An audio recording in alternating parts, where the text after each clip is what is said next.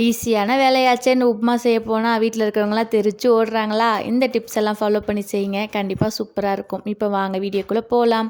இன்றைக்கி நான் உப்புமா செய்கிறதுக்கு தேவையான பொருட்கள்லாம் எடுத்து வச்சுருக்கிறேன்.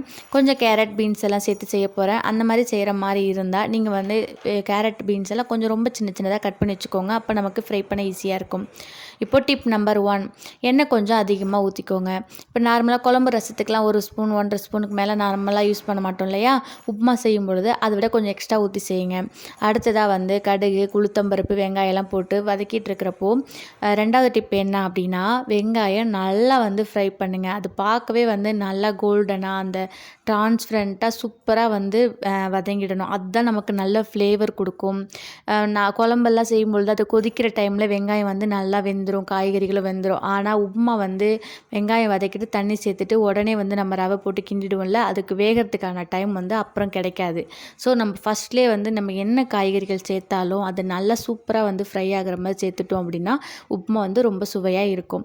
அடுத்ததாக வந்து எடுத்து வச்சிருந்த தக்காளி வந்து வதங்கினதுக்கு அப்புறம் நான் வந்து கேரட் பீன்ஸ் 2யும் சேர்த்துக்கிறேன். இது உங்களுக்கு விருப்பமாக இருந்தால் சேர்த்துக்கலாம், அப்படி இல்லைன்னா ஸ்கிப் பண்ணிக்கலாம். இப்போ வந்து கேரட் பீன்ஸ் 2மே வந்து சேர்த்துட்டு நான் வந்து இந்த ஆயிலே வேகிறதுக்கு வந்து கொஞ்சம் நேரம் மிக்ஸ் பண்ணி கொடுக்க போகிறேன். ரொம்ப குட்டி குட்டியாக கட் பண்ணியிருக்கிறதுனால இது வேகிறதுக்குன்னு எக்ஸாக்ட் டைம் தேவையில்லை. நம்ம வந்து வதக்கிட்டு இருக்கிறப்பவே ஆயிலே ஒரு 2-3 நிமிஷத்துலலாம் வெந்துடும். அடுத்து இன்றைக்கி நான் 1.5 கிளாஸ் ரவை எடுத்திருக்கேன். அந்த ரவைக்கு தேவையான அளவுக்கு தண்ணி நான் வந்து 1 கிளாஸுக்கு 3 கிளாஸ் தண்ணி, அந்த அளவுக்கு இன்றைக்கி நான் தண்ணி எடுத்துருக்கிறேன். ரொம்ப கம்மியான அளவில் நீங்கள் வந்து தண்ணி சேர்த்தாலுமே ரவை வந்து கொட்டி கிண்டும் பொழுது ஒரு சில பேருக்கு வந்து கட்டி பிடிக்கிறதுக்கு சான்ஸ் இருக்குது. அதோடு இல்லாமல் குழந்தைங்கள்லாம் இருந்தாங்க அப்படின்னா அவங்களுக்கு ரொம்ப பொல பொலன்னு உதிரி உதிரியாக செஞ்சோன்னா நமக்கே வந்து பெரியவங்களுக்கே சாப்பிட்றப்போ முழுங்கிறது கஷ்டமாக இருக்கும். அதனால் கொஞ்சம் வந்து எக்ஸ்ட்ராவே தண்ணி எடுத்துக்கலாம். இன்றைக்கி நான் 1.5 கிளாஸ் தண்ணிக்கு 3 கிளாஸ் தண்ணி, அந்த அளவில் வந்து தண்ணி சேர்த்துருக்கேன். அப்புறம் இதுக்கு தேவையான அளவுக்கு இப்போ உப்பு சேர்க்க போகிறோம். இப்போ டிப் நம்பர் 3 என்னென்னா, உப்புமாவுக்கு வந்துட்டு மோஸ்ட்லி உப்பு சுருக்குன்னு வந்து போட்டுறாமல் நம்ம இப்போ தண்ணி சேர்த்துருக்கோம்ல, அதில் தான் உப்பு போட போகிறோம். உப்போட அளவு வந்து நம்ம டேஸ்ட் பண்ணுறப்போ தண்ணிக்கும் உப்புக்கும் கரெக்டாக இல்லாமல் ஒரு கல் உப்பு வந்து அதிகமாக இருந்தால் போதும். அப்போ நம்ம ரவை சேர்த்து கிண்டும் பொழுது ரொம்ப சூப்பராக இருக்கும்.